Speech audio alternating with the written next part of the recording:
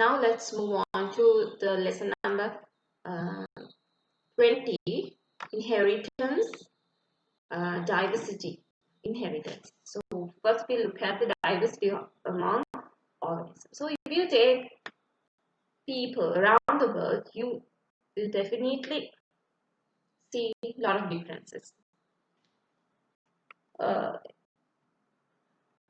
There are common characteristics, but they are not similar. Right?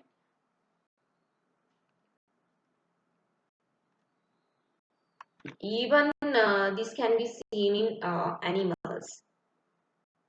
So these humans belong to Homo sapiens sapiens species, but among that species also there are a lot of differences. Some have tan color skin, some have dark color skins, right? Even not only animals, even plants have a lot of differences.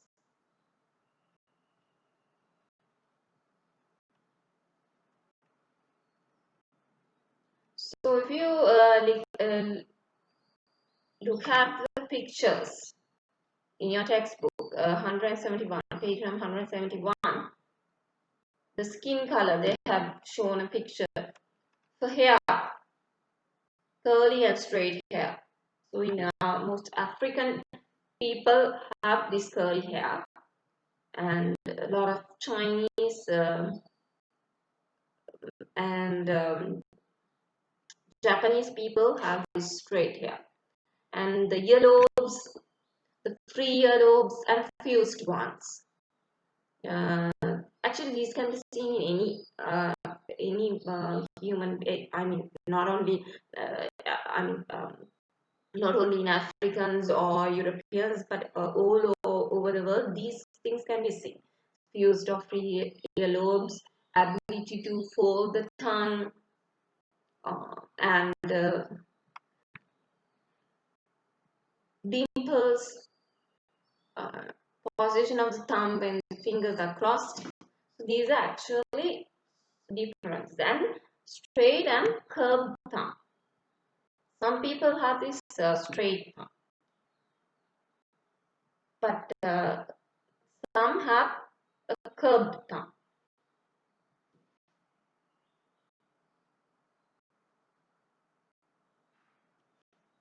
Right?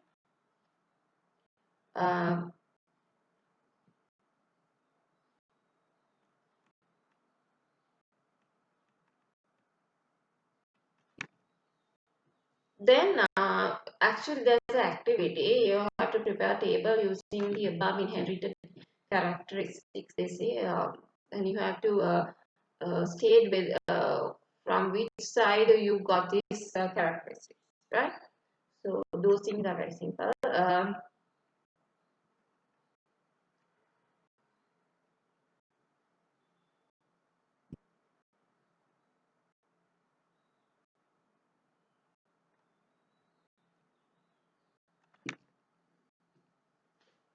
But apart from these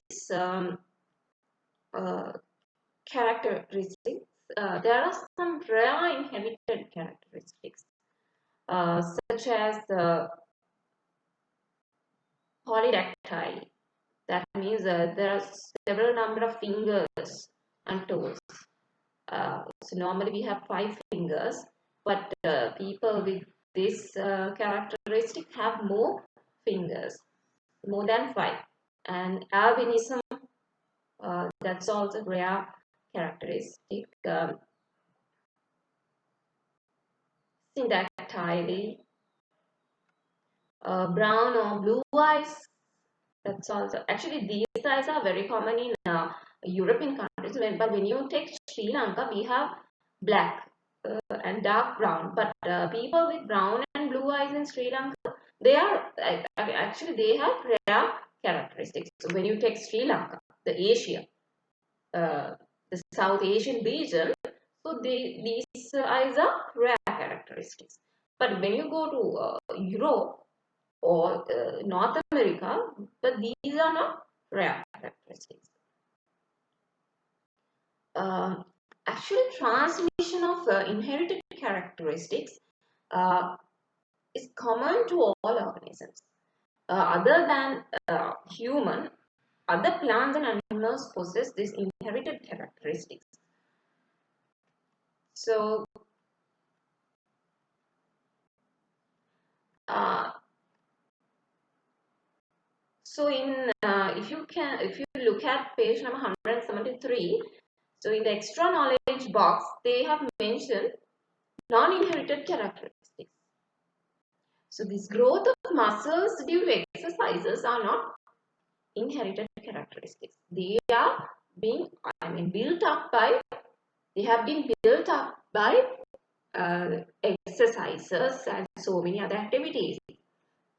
The first person who studied about this transmission of inherited characteristics is an Australian priest. His name is Gregor Mendel, and he is a science botanist, actually a botanist, and he is the father of genetics. Um,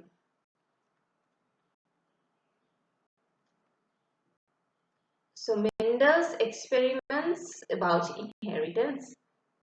Uh, so he used garden tea, right? Uh, Garden pea, that is Pisum sativum. The scientific name is Pisum sativum. Plant for his experiment in 1865. Um, so actually, he used this plant uh, for this experiment due to several reasons. So one thing is it can be easily grown, and the yield can be obtained within a short period of time. And also uh, the presence of easily observable characteristics such as yellow-green seeds are either yellow-green, tall, short plants. You can find tall plants and short plants, uh, and they are naturally pollinating. Um, Ability to obtain offsprings by breeding and can continue the generation. Um, and also these plants can obtain pure breeding plants. That means the selected characteristics are not changed for many generations. So if one characteristic is present in first generation, in second generation also you can see that characteristic. So that is one thing.